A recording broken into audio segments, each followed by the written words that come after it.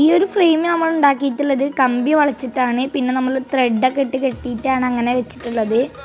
അപ്പോൾ ഇതാണ് എനിക്ക് ബെറ്ററായിട്ട് തോന്നിയത്, അതുകൊണ്ടാണ് ഞാൻ ത്രെഡൊക്കെ ഇട്ട് കെട്ടിയത്.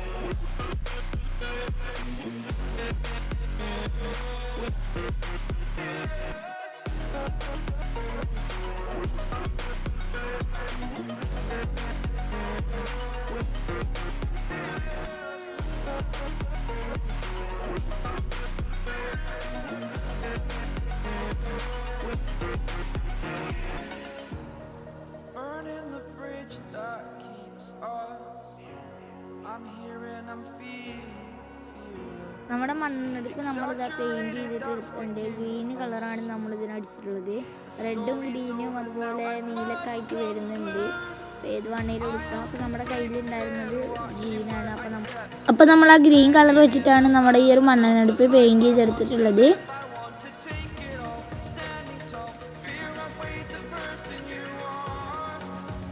പിന്നെ നമ്മൾ ചട്ടിയാണ് ഉണ്ടാക്കിയിട്ടുള്ളത്. ചീനിച്ചട്ടി ഉണ്ടാക്കുന്ന വീടിൻ്റെ കയ്യിൽ നിന്ന് മിസ്സായി.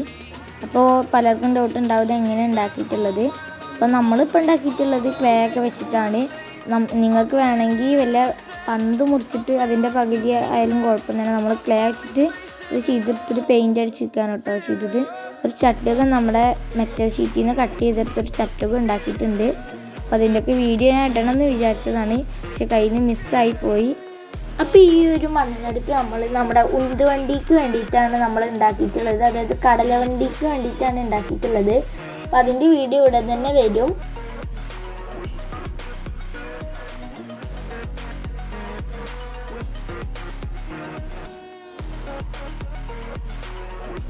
അപ്പോൾ നമ്മുടെ മണ്ണെടുപ്പിൻ്റെ വീഡിയോ ഒന്നും ഇവിടെ അവസാനിക്കുകയാണ്. അപ്പോൾ എത്രയും പെട്ടെന്ന് നമ്മുടെ ഉന്തുവണ്ടിയുടെ വീഡിയോ വരുന്നതായിരിക്കും.